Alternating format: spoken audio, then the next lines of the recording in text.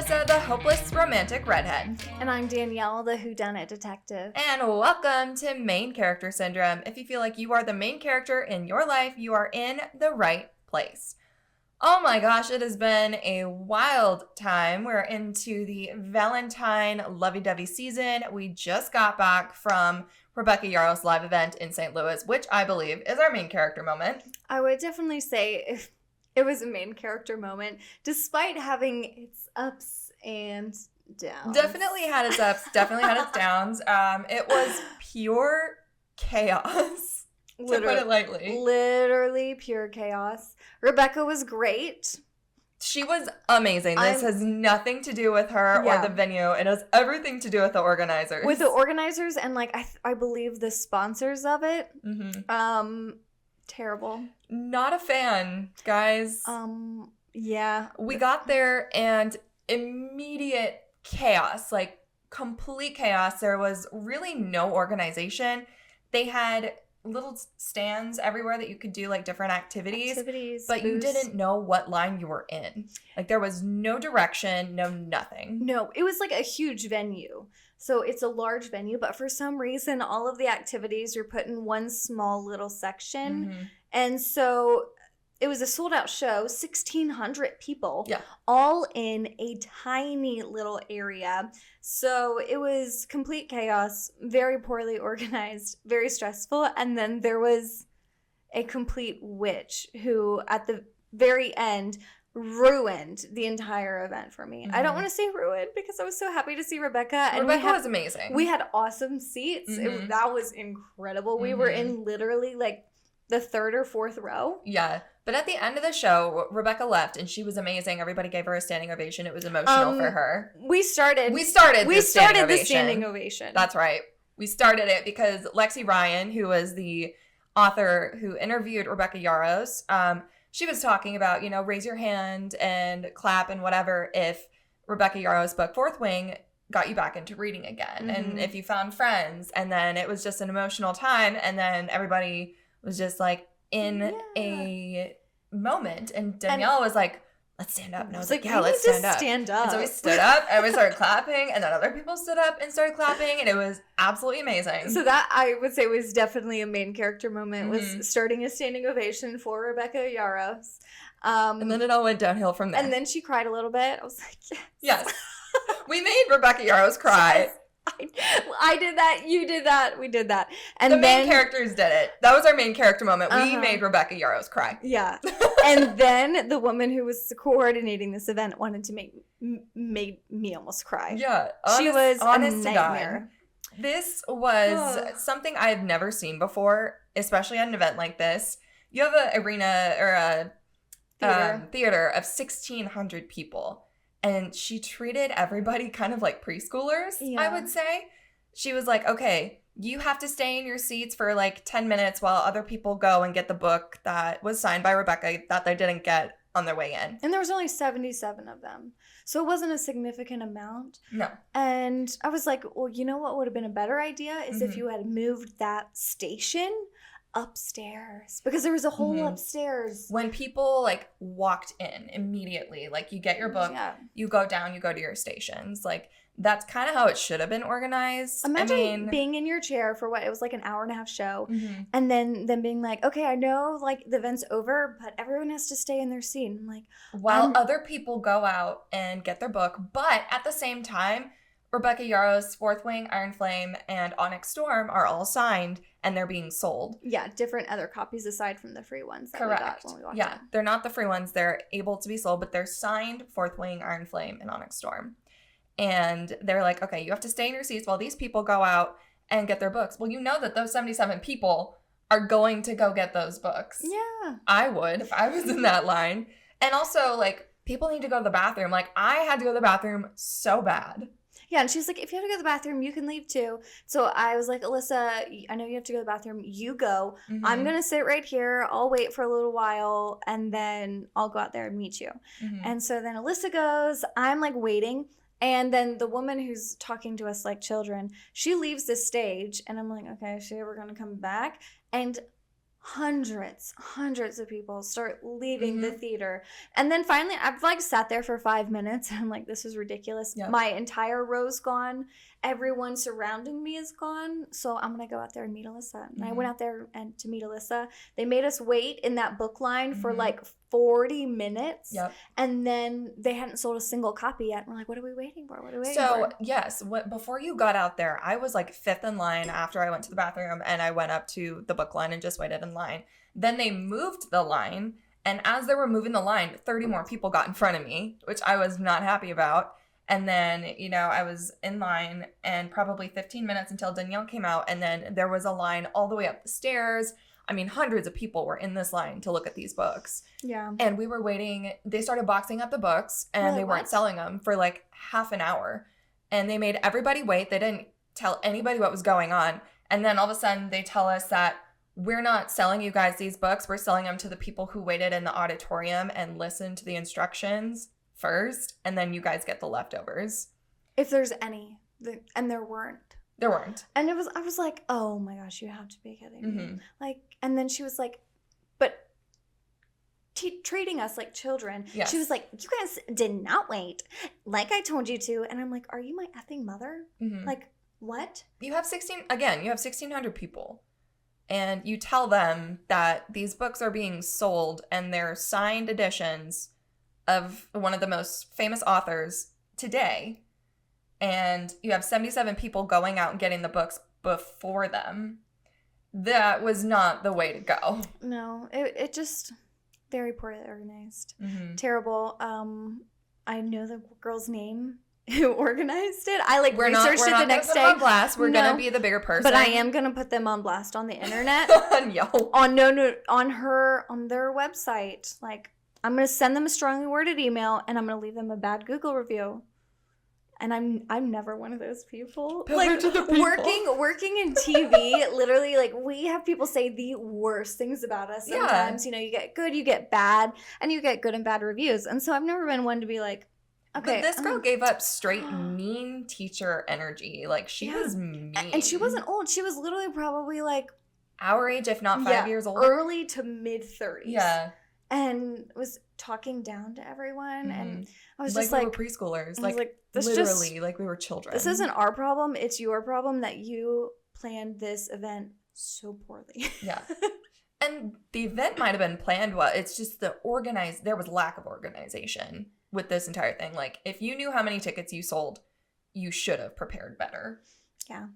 So that's our rant. Yes. Thank you for our TED Talk. It was a main character moment still because Rebecca was great.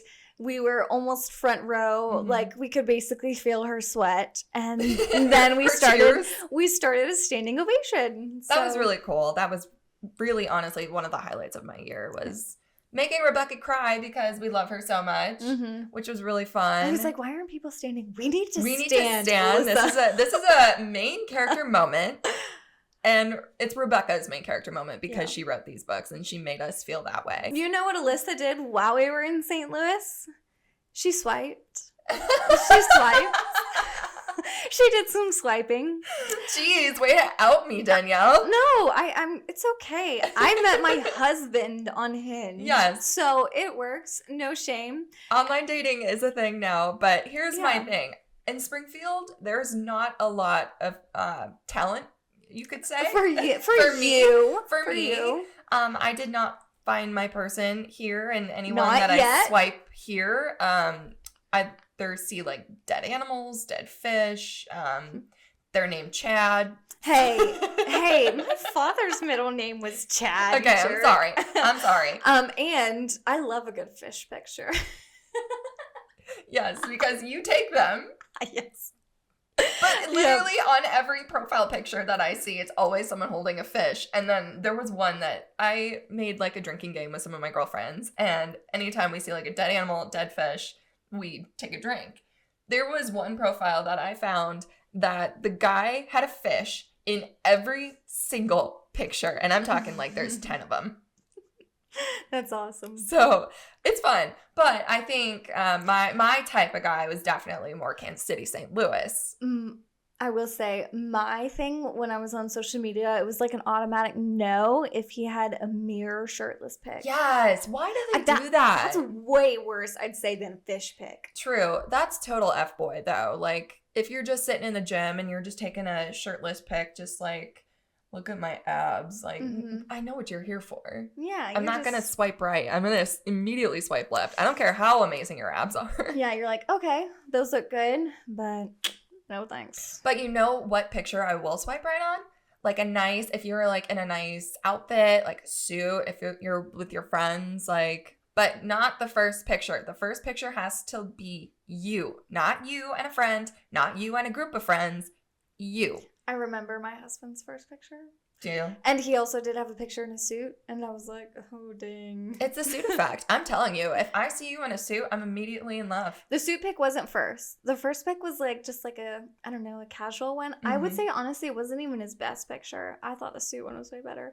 But the first picture, I was like, okay, he's cute. It was like kind of like a chest up shot of like him smiling with his beautiful little smile, and his like he was like so like looks so young kind of compared to how old he looks now. I'm just kidding. Oh, whatever. I'm just kidding, but he looked so much younger. And Andrew said he was old. I know. I look so much younger in my pictures, and I look back too. I've like screenshotted one time. I re-downloaded Hinge while we were dating, maybe when we were engaged.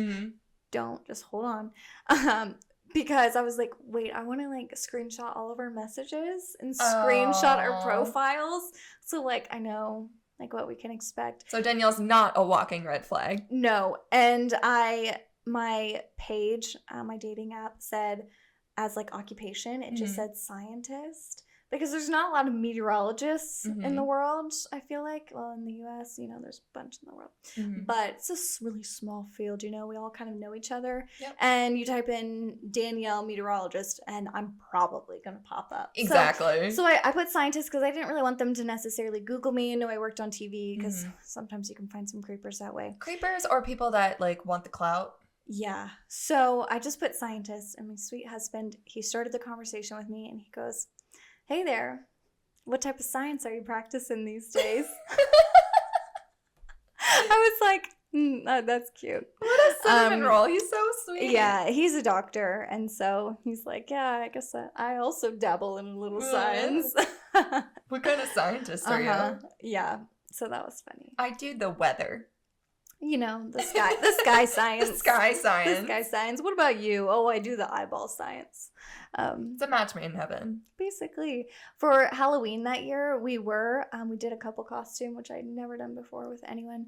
And our couple costume was Eye of the Storm. Oh my goodness. Yeah. Stop right now.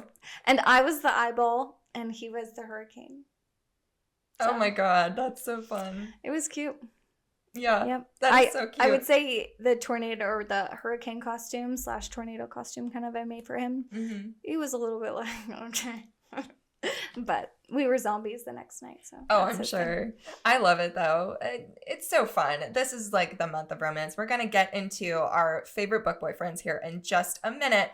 But first, we want to do our reading report card. So we're going to talk about our last read, the read we're reading now, and then the next one that we're going to read. So for me, I read, Danielle and I both read Never Lie by Frida McFadden on the way to and from St. Louis. So good. So good. So twisty, so dark, and I loved the ending. And that was my first Frida McFadden book. Really? And yeah, you've always been like, oh, you need to read her. You will love her. And I've been like, I really think I would too. She doesn't like predictability, and Frida's not predictable. No. And we were in the car listening to the audiobook, and we kept like talking about our theories and like, oh, it has to be this, this.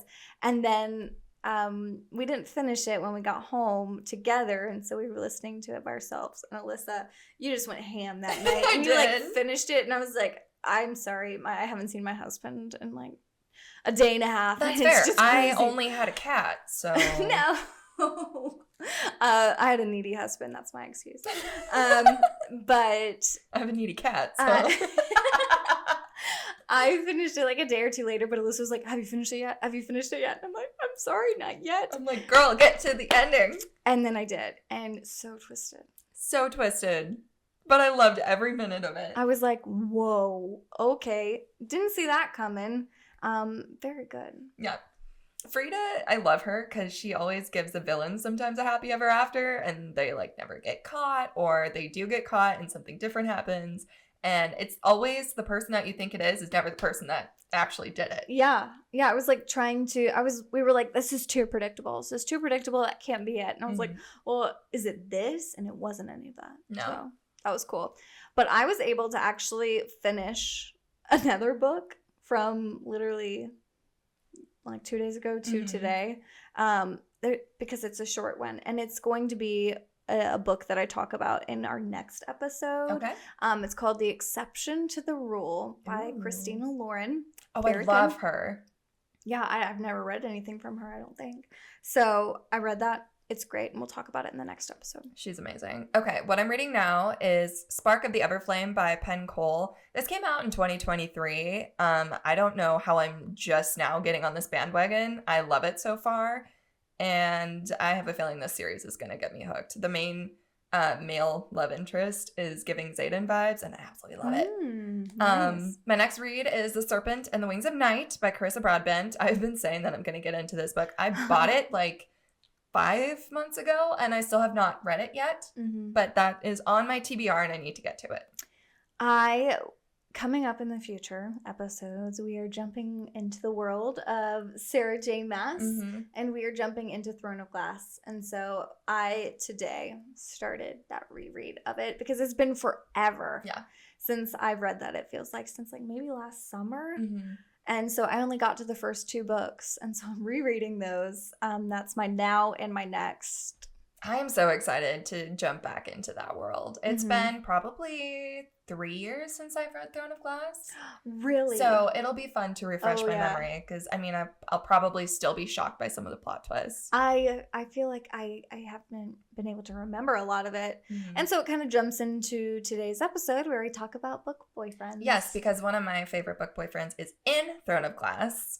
He's one of my honorable mentions, so he did not make my top 5. But Valentine's Day is coming up, and if you feel super single, we do have some book boyfriends that you can snuggle up with at night. So my top 5 book boyfriends, let's get into it. Obviously, we're going to go number 5. I'm going to save the best for last. Yeah. So, number 5, Aaron Warner from the Shatter Me series. Okay, Tahira Mafi. If you have not read this one, you need to pick it up. It is so good. It's a dystopian novel. I read it probably sometime in college, and I got so obsessed with them. I think it's a 6-book series, so it keeps you in this world for a while. I want to read you a quote that is one of my all-time faves. So the guy is talking to the love interest, or the guy is talking to the girl and their love interest, and they're talking about how she's like, are you my friend? Like, he's like, I want to be the friend you fall hopelessly in love with, the one you take into your arms and into your bed and into the private world you keep trapped in your head. I want to be that kind of friend, he says, the one who will memorize the things you say as well as the shape of your lips when you say them. I want to know every curve, every freckle, every shiver of your body. I want to know where to touch you. I want to know how to touch you. I want to know how to convince you to design a smile just for me. I do want to be your best friend. I want to be your best friend in the entire world. Woo! Like, is it hot in here or is it just me? Oh, Aaron Warner. Yeah, okay, that's good. Yeah. I haven't read that. Let me read my 5. I will say our 4s are the same. Okay. Okay, my 5, y'all do not come at me. This is a throwback. And I've written some throwbacks as honorable mentions, but I was like, I don't know, I don't read too much I know. romance. So I have a list, but I was like, what's my first book boyfriend I ever experienced? Oh boy. Edward Cullen. Oh. Cringe. Edward Cullen, Team Edward all the way. I was always Team Edward. Honorable mention, though, to Team Jacob. It's weird that he imprinted on Bella's child. Nope. Once I heard that, I was like, absolutely not. That was disgusting. But Breaking Dawn madness. Team Edward, I was like, oh, I just want to grow up and marry a vampire like Edward. So that is my number 5. I will say that was like my whole middle school was Team Edward, Team Jacob. And I was on Team Edward because I did like Jacob because of his looks. But then I was like, No. It's Like, Edward all the way. They had Taylor Lautner, Mhm. cast as the character, and so you were like, oh, He's yeah, hot. he's so hot. And he's like around our age. Yeah. So it was like timely. My But first like experience with him was Shark Boy and Lava Girl. Yep. Uh-huh. Yep, I remember him there, and I also had a crush on him in that movie. Mm-hmm. But remember when Twilight came out, there was like still like midnight premieres. Yeah. And like I was there at all of those midnight Mm-hmm. premieres. I had like an Edward Cullen shirt. I have this really cringy picture of me standing on my stairs in middle school with Mhm. like a giant Team Edward poster Oh my behind me. God. And then like, Did you have it in your bedroom too? No. So I was the only bedroom upstairs, and so Mhm. up my stairs is where I kept my posters, but my bedroom was like not poster filled.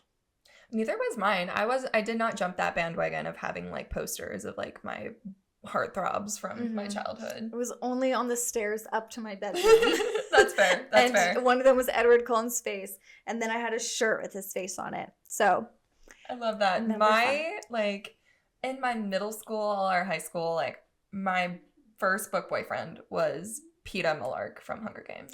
oh, good one. Mhm. Yeah. That was when I was like obsessed with the Uh-huh. romance in the book series. I was like, oh, this is so sweet. And then I got into better ones and I was like, oh, this is so much better. Then they start having sex. Yeah. And you get your fairy tales and your Disney when you're a child, and then when you're an adult, you just read romance books, and it's Yeah. just so much better. Uh-huh. You get the same experience. It's just a little heightened. Yep. Okay, 4, I have talked about him. I finally introduced Danielle to this series. Kai Azer from Powerless by Lauren Roberts. Also, my number 4. I will say though, because I've just finished the first Powerless, Mhm. and do not come at me. I also like Kitt. There are a couple Kitt sympathizers, yes. At least, I don't know exactly what happens yet. I just heard when I say I like Kitt, people are like wide-eyed, like, Mhm. and I'm like, oh, don't Tamlin me. But he has a good character in the first Mhm. book, and I'm a Kitt sympathizer. I will say, Rebecca Yarros did say something at her live event that stuck with me, where people are like, oh, is he a Tamlin? Oh, is he a Rhysand? And it's like, she talked about this, like, not stereotyping people's characters because it's kind of disrespectful to the other authors that they all come up with unique ideas. Mm-hmm. And I'm going to try personally to stop saying that. I know everyone's like, oh, it's the Tamlin effect. It's like, yes, because that is the first book we read that had that, Yeah.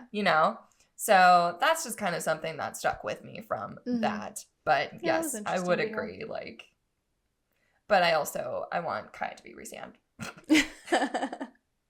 Okay. And I wrote down the same quote as you too. It is so Man. good. It is, as I've said, this whole book is just poetry from this man's mouth, okay? So he asks Peyton, who is the female main character. She has blue eyes, by the way. Peyton asks Kai, what is your favorite color? She's just kind of getting to know him. And so he says, I'd never thought about what my favorite color was before. It never seemed important. Not until I looked into a pair of ocean blue eyes and realized that perhaps drowning was a beautiful thing. Not until I looked into a pair of fiery blue eyes and realized that perhaps burning was a painless thing. Not until I looked into a pair of sky blue eyes and realized that perhaps falling was a peaceful thing. I'd never thought about what my favorite color was before because I hadn't seen one that was worthy of the title. Until now, that is. Blue, I say, my voice low. Doesn't he only say that like in his head? That's what he thinks, and then he just says blue. Mm-mm. No, he tells her blue. Yes, he thinks that Yeah, whole so that's monologue. in his head. Yep, that whole monologue Uh-huh. is in his head, and then he just tells her blue. Blue.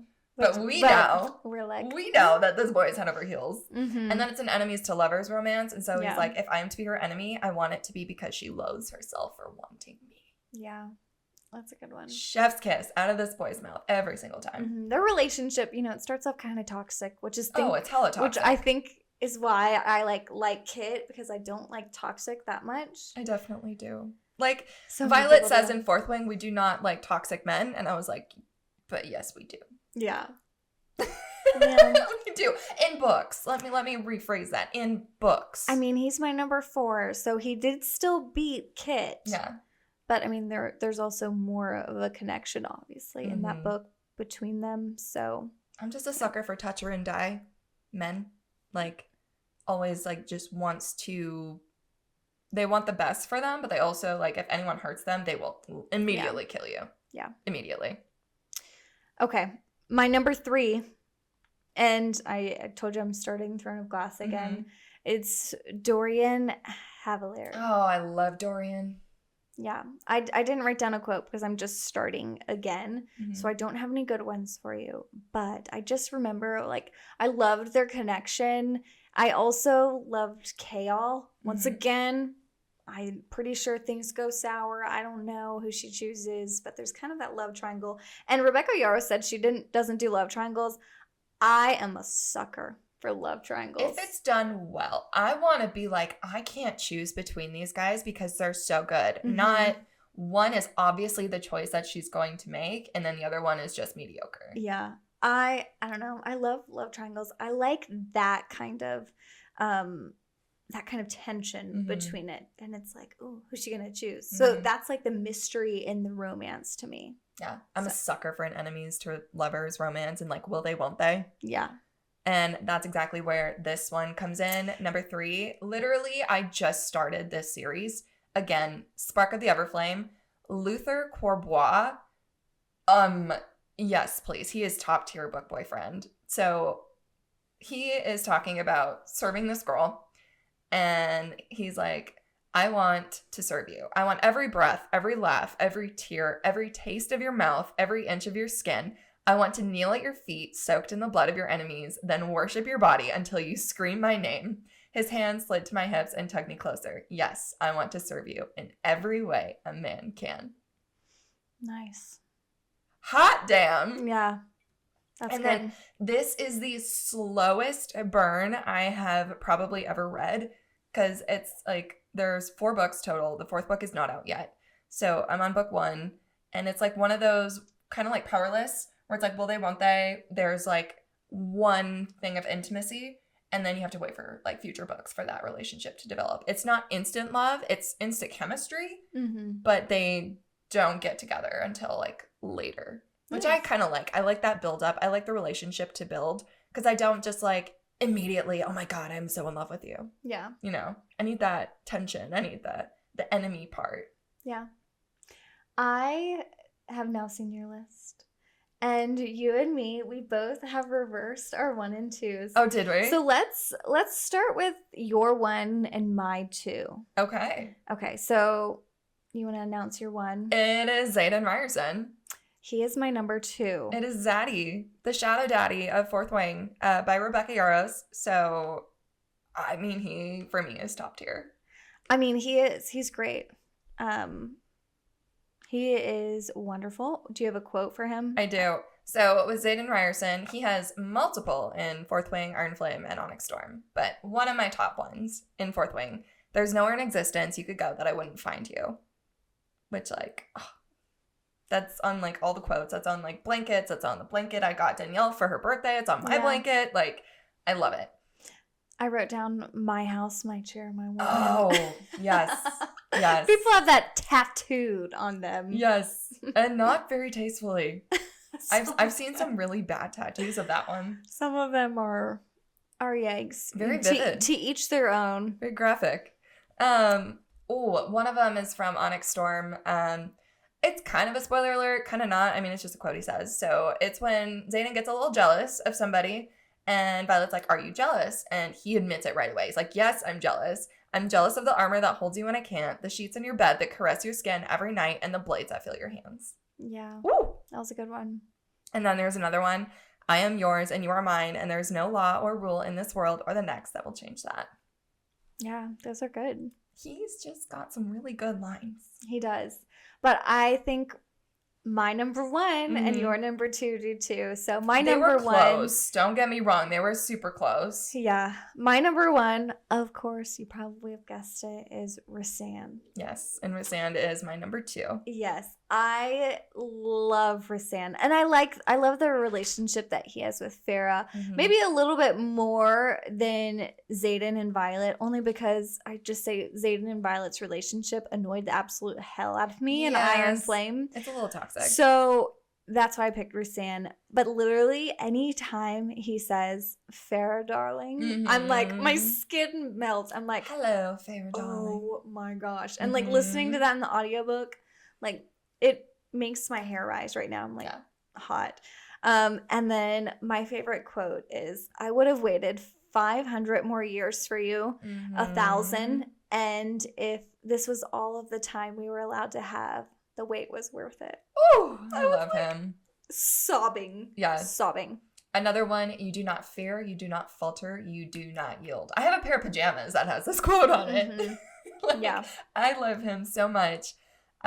Here's another one from him, and it is with this podcast. It's the line that we say at the end of this podcast. We say, to the readers who listen, this is to the stars who listen and the dreams that are answered.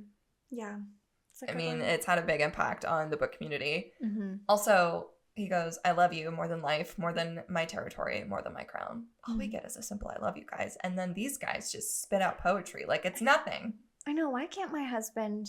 I need him to read romantasy books so he can just give me the poetry. I need him to want to stab somebody over his love for me. I don't think Andrew would ever feel that way. Not that they have to. I don't want them to do it. I want them to want to. Oh, that's toxic. Toxic. It's probably fine. Scary. No. Okay, just kidding. Not in like real life, but in like the fantasy world. But in the fantasy world. In the fantasy world. I want him like touch her or die, you know? Yeah.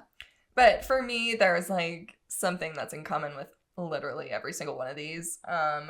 4 of them are shadow daddies.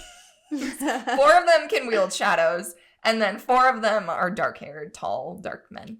Yeah. Or like tan men, and then 1 is blonde, and that is Aaron Warner. Yeah, you hate blonde men usually. Not hate, but usually in the books that I read, the blonde men are like the ones that like do the most annoying things, and they're like the second love interest that's kind of like mediocre compared to the tall, dark, handsome man.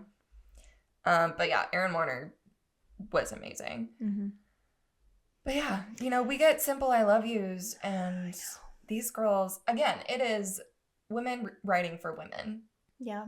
I mean, they know how to write a romantasy romance scene. Men writing it, I would love to read. I don't think I've read a man's work in romantasy, so I don't have anything to go off of.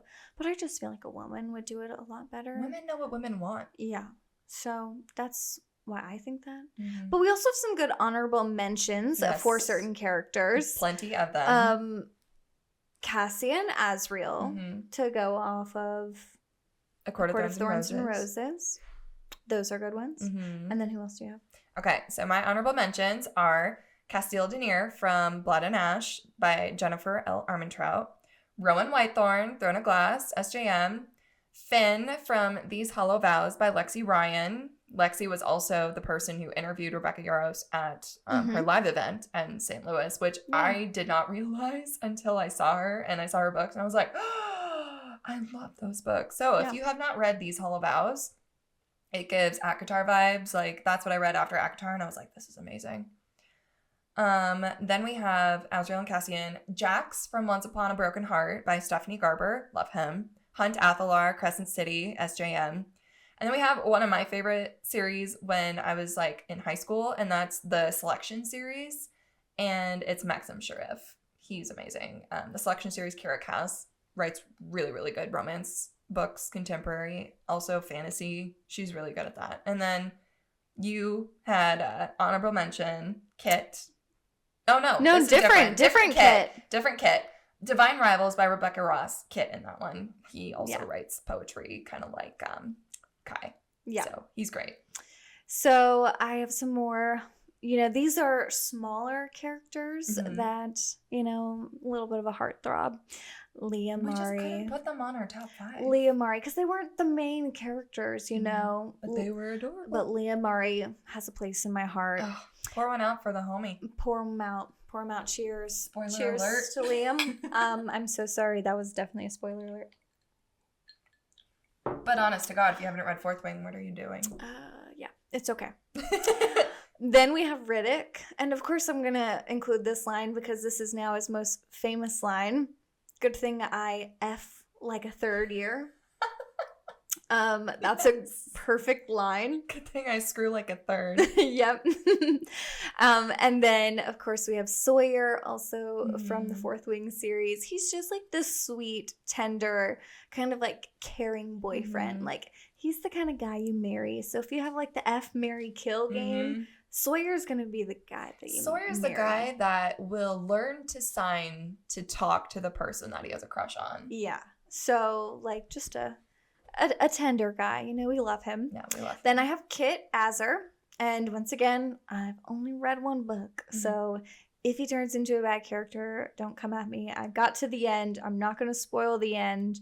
But I think there may be a villain era coming. I need you to read Reckless. Then Chaol, Westfall. Once again, I've only read the first 2 of Throne of Glass. And then I have some more throwbacks because it's just fun. First love throwbacks. I already mentioned Jacob from the Twilight series. And then I have some crazy things, guys. I have some crazy ones. I'm sorry, I'm just looking at your last one and I'm like, oh my God.